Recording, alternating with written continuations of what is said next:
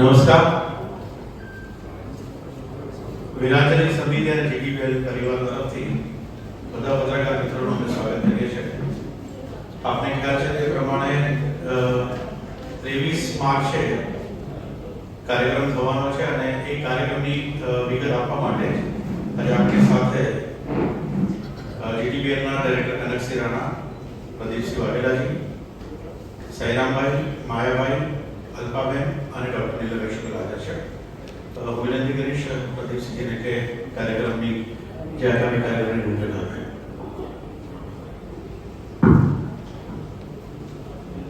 વંદે માતરમ. વિરાંજલી કાર્યક્રમ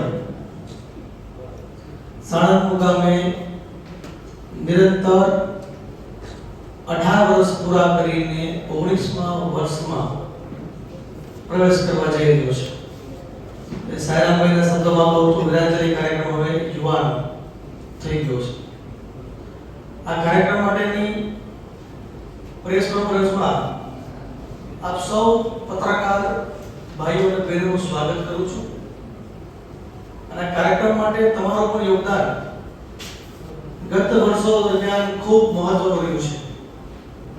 આપના માધ્યમથી આ વિરાંજલી કાર્યક્રમ કરવા પાછળનો હેતુ વિરાંજલોના માધ્યમથી સૈરામભાઈ, કીર્તનભાઈ, માયાભાઈ, અલ્પાબેન, યોગેશભાઈ ગઢવી તો અનેક કલાકારોએ ગુજરાતના યુવાનોને રાષ્ટ્રભક્તિના સંસ્કાર આપવા માટેના જે યથાર્થ પ્રયાસ કર્યા છે એ આપના માધ્યમથી ગુજરાતના અલગ અલગ ખૂણા સુધી પહોંચ્યા છે. એટલા માટે હું આપનો આભારી પણ છું. 365 દિવસમાંથી એક પણ દિવસ એવો નથી જે દિવસે ગુલામ ભારતને આઝાદ કરવા માટે કોઈ ને કોઈ વીર નિર્મમકો શહીદ ન થયો હોય. આપણે રૂટીન દિનચર્યામાંથી ક્રાંતિકારીઓ માટે, શહીદો માટે, એમના બલિદાનોને યાદ કરવા માટે સમય ન હોય એ સ્વાભાવિક છે. પણ ભગતસિંહ, સુખદેવ, રાજગુરુ તો શહીદ દિવસ 23 માર્ચ એ દિવસને નિમિત્ત બનાવીને આ દેશને આઝાદી અપાવવા વાળા એ તમામ હુતાત્માઓ, ક્રાંતિવીરોના બલિદાનોની શહાદતોને યાદ કરીને એમના માટે વિરાંજલીના માધ્યમથી એમની શહાદતને યાદ કરીને આ કાર્યક્રમના માધ્યમથી એ હજારો ક્રાંતિકારીઓના અને ઘણા એવા ક્રાંતિકારીઓ છે જેના નામો આપણને ખબર પણ નથી હોતી, એવા ક્રાંતિકારીઓને આ વિરાંજલીના માધ્યમથી સમાજ જીવનમાં જે યુવાનો, જે ભારતની નવી પેઢી છે, જે આજે દેશ માટે જીવે છે, દેશ માટે મરવાવાળા યુવાનોના બલિદાનોમાંથી પ્રેરણા લઈને વર્તમાન પેઢી દેશ માટે જીવતા શીખે એવા શુભ આશયથી વિરાંજલી કાર્યક્રમની શરૂઆત થઈ. અલગ અલગ સમયે અલગ અલગ કાર્યક્રમો થયા છે. જ્યારે 2007માં પહેલી વાર કાર્યક્રમ થયો ત્યારે વસ્ત્રાપુર લેક ઉપર રસ્તા ઉપરથી નીકળતા લોકોને ભગતસિંહ, સુખદેવ, રાજગુરુનો શહીદ દિવસ છે એટલે પુષ્પાંજલિ કરો વિનંતી કરતા હતા. અને એ દિવસે મારું ગામ છે સાણંદ તાલુકાનું બકરાણા, એ ગામની અંદર રાત્રે 9 વાગે આજ ભગતસિંહ, સુખદેવ, રાજગુરુના ફોટા લઈ મારા ગામજનોના માધ્યમથી એમના પુષ્પાંજલિનો કાર્યક્રમ કર્યો. 2008 થી cricket tournament, volleyball tournament, kabaddi tournament, લોક ડાયરામાં પણ ખૂબ બધા ખ્યાતનામ સાહિત્યકારો આજે ગુજરાતની અંદર છે. એમાંથી સૈરામભાઈ અને માયાભાઈ ઉપસ્થિત છે. એવા ઘણા બધા ખ્યાતનામ સાહિત્યકારો આ વિરાંજલીના કાર્યક્રમમાં આવ્યા. પણ સાહિત્યની વાત નહીં, માત્ર ક્રાંતિકારીઓની વાત. 2012 થી સૈરામભાઈ દિવસની મારી મુલાકાત થઈ, એમના ઘરે થઈ અને ત્યારથી આ વિરાંજલી કાર્યક્રમનું સ્વરૂપ બદલાઈ ગયું. ધીમે ધીમે કરતા કરતા ગીત, સંગીત અને નાટ્ય મલ્ટીમીડિયા શો છેલ્લા 5 વર્ષથી થયા. સાણંદ 23 સ્ટાર્ટ થયા પછી વિરાંજલી 2022 ની અંદર 18 જિલ્લામાં પણ કાર્યક્રમ થયા. 10-12 લાખ યુવાનો સુધી વિરાંજલીનો કાર્યક્રમ પ્રત્યક્ષ પહોંચ્યો છે અને લાખો લોકો સુધી વર્ચ્યુઅલ માધ્યમથી આ જોવાનો છે. આ કાર્યક્રમ પાછળ ખૂબ બધા કલાકારો આપ સૌનો પર સહકાર મળે છે. આ વખતે આપ સૌ જાણો છો વંદે માતરમ ના 150 વર્ષ પૂરા થાય છે. બંગાળી અને સંસ્કૃત ભાષાના મિશ્રણ સાથે લખાયેલું વંદે માતરમ જે આગળ જતા આ ક્રાંતિવીરો માટે જીવન મંત્ર બની ગયો હતો. આઝાદી પણ લડતા જુવાનિયાઓ માટે ઉર્જાનો સ્ત્રોત બની ગયો હતો. મલ્ટીમીડિયા શો તરીકે વીરાંજલિ ડાયરો જ હતો અને મારી સ્કૂલના એન્યુઅલ ફંક્શનમાં મેં મારા મિત્રોને જેમ આમંત્રણ આપતો હોય પ્રદીપસિંહ બાબુને આમંત્રણ આપ્યું અને કોર્ટ ઓફ માર્ટિયર નામનું બાળકોનું નાટક પ્રદીપસિંહ બાબુએ જોયું અને એમ કીધું કે આપણે આને ગુજરાતના ટોળલે લઈ ગયા હોય તો ત્યારે એ તો બાળ નાટક હતું. એટલે એમાંથી અમે એક મોટા વિદ્યાર્થીઓને અનુરૂપ સ્ક્રિપ્ટ બનાવ્યું એટલે એને અમે વીરાંજલિ 1 નામ આપ્યું. ત્યારબાદ બીજા વર્ષે અમે મોનોલોગ સાથે મ્યુઝિકલ વસ્તુ કરી એટલે 1.5 નામ આપ્યું. ત્યારબાદ ગત વર્ષે ફરી પાછો મલ્ટીમીડિયા શો આખો તૈયાર કર્યો જેમાં નીરા આર્ય એટલે સુભાષચંદ્ર બોઝ જે સ્પાય બનાવેલા એની વાર્તા અમે મૂકી એટલે એને 2 નામ આપેલું. આ વખતે અમે ફરી પાછો ડાયરો કરવા જઈ રહ્યા જે મૂળભૂત રીતે જ્યાંથી વીરાંજલિની વાત શરૂ કરી હતી એટલે આદરણીય કીર્તિદાનભાઈ, આદરણીય માયાભાઈ, આદરણીય રાજભા, અલ્પાબેન અને હું અમે ડાયરાના માધ્યમથી ક્રાંતિવીરોની વાતો રજૂ કરવાના છીએ એટલે 2.5 છે. આવતી વખતે ફરી પાછો મલ્ટીમીડિયા શો આવશે એટલે અમે અડધો સ્ટેપ આગળ જઈ રહ્યા છીએ એટલે એ પાછું વીરાંજલિ 3 આવશે. તો બહુ સરસ મજાનો અપૂર્વ આશયનો શેર છે કે राजनीति से नहीं मिली थी पैसों से, राजनीति से नहीं मिली थी पैसों से, सौदा लहू के मोल हुआ था भगत सिंह सुखदेव जैसों से, सौदा लहू के मोल हुआ था भगत सुखदेव जैसों से और माओ ने गोली खाई थी बेटे लटके फंदे पर, आजादी की डोली उठी है कुर्बानी के कंधे पर. કેટલા બધા ક્રાંતિવીરો અંદાજે એક આંકડા પ્રમાણે તો 12 લાખથી વધારે ક્રાંતિવીરોએ પોતાના પ્રાણોની આહુતિ આપી અને ત્યારે દેશ આઝાદ થયો છે. એમાંથી સરકાર પાસે પણ ભારત સરકાર પાસે માત્ર ક્યાંક ને ક્યાંક છૂટાછવાયા 12,000 નામ જ મળે છે.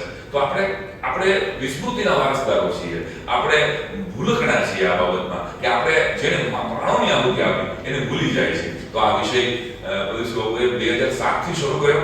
સદનસીબે છેલ્લા 14 વર્ષથી આમાં જોડાવાનું મને સદભાગ્ય મળ્યું. ગુજરાતી ભાષામાં ક્રાંતિવીરોના ગીતો જ નહોતા તો એ લખવાનું સદભાગ્ય પણ મને મળ્યું. એના માટે હું વીરાંજલિ સમિતિનો આભાર માનું છું. અને વીરાંજલિ સાથે ટીટીપીએલ જોડાયું તો આખા ગુજરાતમાં 40 લોકોથી શરૂ થયેલી યાત્રા 40,000 લોકો સુધી પહોંચી ગઈ હશે. અમારા ઓડિયન્સનો આંકડો 40,000 લોકો કોઈ એક વિષય સાથે સાતત્યપૂર્વક 18 વર્ષની ક્યાંય માત્ર ને માત્ર ક્રાંતિવીરોની વાત કરવામાં આવે, માત્ર ને માત્ર દેશભક્તોની વાત કરવામાં આવે, 5-10-15 મિનિટનું ખાલી ફોર્માલિટીનું ફંક્શન હોય એ સિવાય કોઈ ભાષણ ન થાય અને માત્ર દેશની વાત થાય તો એ અમર શહીદોને, અમર બલિદાનીઓને યાદ કરવાનો આવું કોઈ મંચ ગુજરાતમાં માત્ર ને માત્ર વીરાંજલિ છે. એનો મને ગૌરવ છે અને એનો એક ભાગ હું છું એનું પણ મને ગૌરવ છે. તો આ તબક્કે આ વખતે હું રાજસ્થાનના એવા ચારણ પરિવાર કેસરીસિંહ બારડની વાત કરવાનો છું જે વાત કદાચ ગુજરાત સુધી પહોંચી જ નથી કે જે પોતાના જમાઈને બોલાવીને કેસરીસિંહ પોતે રજવાડું હતા અને એ જમાઈને બોલાવીને એમ કહે કે તારા રક્તનું ચંદન માં ભારતીના કપાળ ઉપર થાય તો મંજૂર છે, મારી દીકરીનો સેતો ભૂસાઈ જાય તો મને મંજૂર છે, પણ બેટા જો સમય મળે તો દેશ માટે કુરબાન થવામાં જરાય ગુની આંચ ન રાખતા. એનો પરિવાર, એના દીકરા પ્રતાપસિંહ બારડ એ પોતે પણ શહીદ થઈ જાય તો એ પરિવારજનોની વાતો આપણે જાણતા પણ નથી. ગૌરવ સાથે કહેવું પડે કે પ્રતાપસિંહજી 21 વર્ષના હતા અને જેલમાં અંગ્રેજોના ટોર્ચરથી શહીદ થયેલા. એ કેસરીસિંહજીના મોટા દીકરાના પરિવારજનો પણ આ કાર્યક્રમમાં હાજર રહેવાના છે. તો ગયે વખતે ભગતસિંહજી પરિવારના સ્વજનો હાજર રહ્યા હતા, દુર્ગાભાભી, સુખદેવ થાપરના પરિવારજનો હાજર રહ્યા હતા. તો એક અદ્ભુત વિષયને આપણે સૌ સાથે મળીને માણીએ, ક્રાંતિવીરોની વાતો નવી પેઢી સુધી પહોંચે, આપણને આ આઝાદીની કિંમત રહે અને એટલા માટે મારી કરબદ્ધ પ્રાર્થના છે મીડિયાના માધ્યમથી સમગ્ર ગુજરાતના દેશભક્તોને, યુવાન દોસ્તોને કે એક દિવસ એક સાંજ તમે દેશભક્તિના નામે જો આપશો તો તમારા જીવનમાં આ પુસ્તકો તો વાંચવામાં આપણે ઉદાસ છીએ. ગુજરાતી પ્રજા ફેસબુક અને ચેકબુક સિવાય કંઈ બહુ વાંચતી નથી એટલે આપણે શહીદોના, ક્રાંતિવીરોના ઇતિહાસ વાંચવાની આપણને ઉદાસી ટળી નથી. ત્યારે ડાયરાના માધ્યમથી ડાયરો વર્ષોથી લોક શિક્ષણનું કામ કરતો આવે છે અને આ સ્ક્રિપ્ટેડ ડાયરો છે. કોઈ કાર્યક્રમ માટે કીર્તિદાનભાઈને કે માયાભાઈને કે મારે કે અલ્પાબેનને હવે રિહર્સલ કરવી પડે એવું તો માતાજીની કૃપાથી ન રહ્યું. અમને માઇક આપો એટલે અમે 3 કલાક કલાક સુધી નોન સ્ટોપ બોલી રાખીએ, પરંતુ આ એક જ કાર્યક્રમ એવો છે કદાચ કે ગુજરાતમાં કે જેના માટે અમે 2-3 મહિના અગાઉ રિહર્સલ્સ કરીએ છીએ.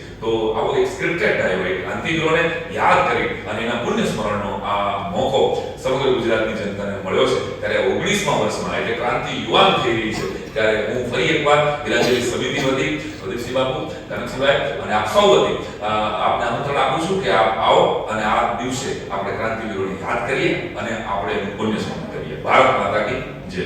હું માયાભાઈને વિનંતી કરું.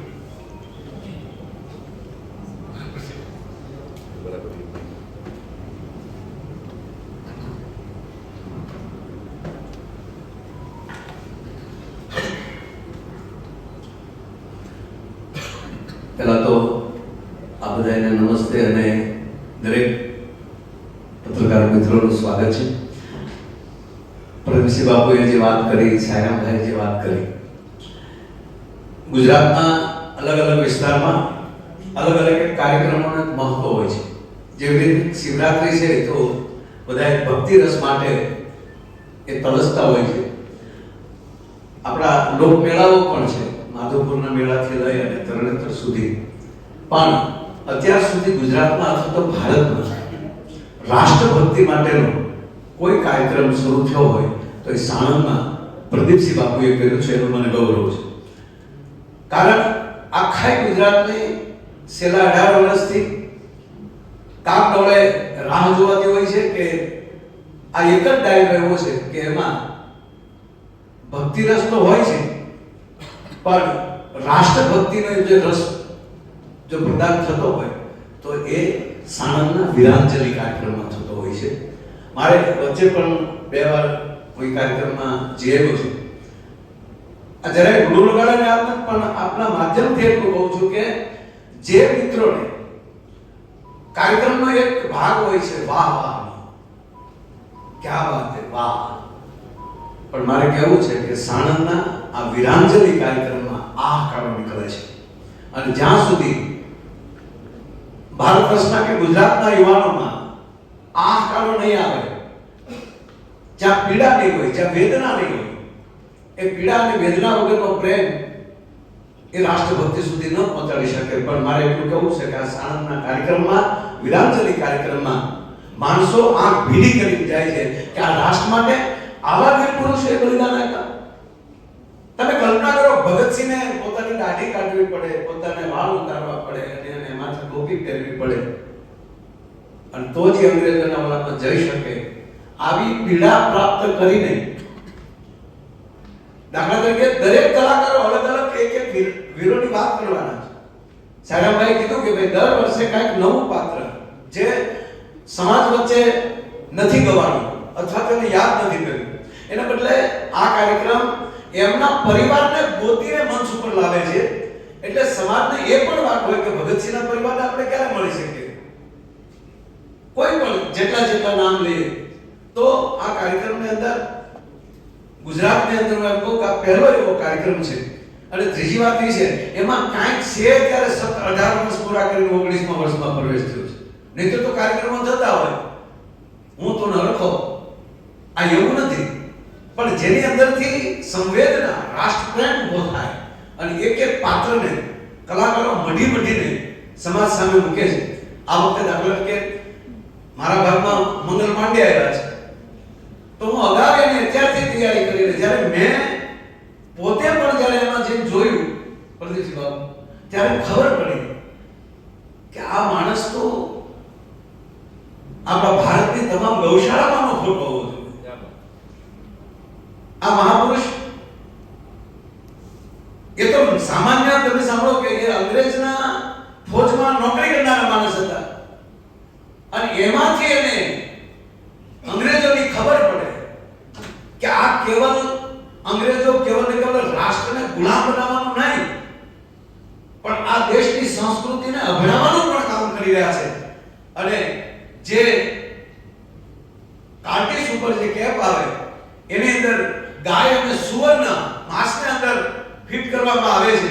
અને એને તો બે હિન્દુ પણ માણસ અપવિત્ર થઈ જાય અને મુસ્લિમ પણ અપવિત્ર થઈ જાય તો જે અંદરની જે પીડા એ માણસ જોવે છે. સાહેબ એને પૂરી વાત હું થોડી કરવાનો છું કાર્યક્રમમાં, પણ મારે એટલું જ કહેવું બાબુ કે આ મંગલ પાંડેને જો કોક સાંભળે નહીં તો આ દેશમાંથી નોનવેજ ખતમ થઈ જાય, કે એ કેટલું નુકસાન કરે છે આ રાષ્ટ્ર. હું તમે વેજીટેરિયન છીએ, આપણે લાપસી ખાનારા છીએ, આપણે માતાજીના નિવેદ ખાનારા છીએ, એ બલીમાં ક્યાંથી પ્રવેશ આપણે કરી ગયા? એનું મંગલ પાંડેના આવા રૂડા દ્રષ્ટાંતો અને એની વીરતા એ કેવલ રાષ્ટ્રભક્તિ નહીં પણ મારા તમારા જે અંદરની જે સંસ્કૃતિ છે એનું પણ જો જતન કરતા શીખવાડ્યું હોય તો આવા મંગલ પાંડે જેવા પાત્રોએ આવા કયા પાત્રો. આપ સૌને મારા નમસ્કાર, વંદે માતરમ. છેલ્લા 18 વર્ષથી વિરંજલી કાર્યક્રમ થાય છે એનો આપણને સૌને ખૂબ ગર્વ છે અને ખાસ મને પોતાને ગર્વ એ છે કે બીજી વખત મને દેશભક્તિના ગીતો ગાવાનો અવસર મળ્યો છે અને આ તકે વિરંજલી સમિતિ અને અમારા પ્રદીપસિંહ બાપુનો ખૂબ ખૂબ આભાર માનું છું. અમારા સાયનાભાઈ દવે જેમણે ખૂબ ગુજરાતી ગીતો લખ્યા છે, કારણ કે દેશભક્તિના ગીતો હિન્દીમાં તો આપણે બધા સાંભળીએ છીએ, ये देश के वीर जवानों गए मेरे वतन के लोगों मेरे देश की धरती तेरी मिट्टी, ઘણા બધા ગીતો આપણે સાંભળ્યા છે. પણ ગુજરાતીમાં જો દેશભક્તિના ગીતો સાંભળવા હોય તો એના માટે તો વિરાંજલીનું મંચ મને લાગે છે એ જ યોગ્ય છે, કારણ કે ઝાંસીની રાણીના ગીતો હિન્દીમાં ઘણા બધા લખાયા છે, પણ મને પહેલી વખત એવો અવસર મળ્યો છે કે હું ગુજરાતીમાં ઝાંસીની રાણીનું સભાગૃહ વિરાંજલીના મંચ ઉપરથી ગાઈશ. વર્ષ દરમિયાન આપણે ઘણા બધા લોક ડાયરા, ભજન કોન્સર્ટ, બોલિવૂડ નાઇટ, આપણે બધા ઘણા બધા એવા પ્રોગ્રામમાં આપણે જતા હોઈએ છીએ અને એ ચાન્સ તો આપણને કદાચ એક વખત ચૂકી જાય તો બીજી વખત પણ મળે છે. પણ આ કાર્યક્રમ એવો છે, વિરાંજલી કાર્યક્રમ, કે માત્ર ને માત્ર વર્ષમાં એક જ વખત આવે છે. એટલે હું બધાને વિનંતી કરીશ, ખાસ કરીને યુવાનોને વિનંતી કરીશ કે આપણા ક્રાંતિવીરોના ગીતો, દેશભક્તિના ગીતો અને એવી કંઈક ક્રાંતિવીરોની ગાથા, એવી કંઈક વાતો, છુપાયેલી વાતો જે આપણે નથી સાંભળી, તો આ સ્ટેજ ઉપરથી આપણને ઘણી બધી એવી વાતો સાંભળવા મળશે. તો એના માટે ખાસ 23 માર્ચે વિરાંજલી કાર્યક્રમમાં આપ બધા અચૂકથી પધારજો. વંદે માતરમ.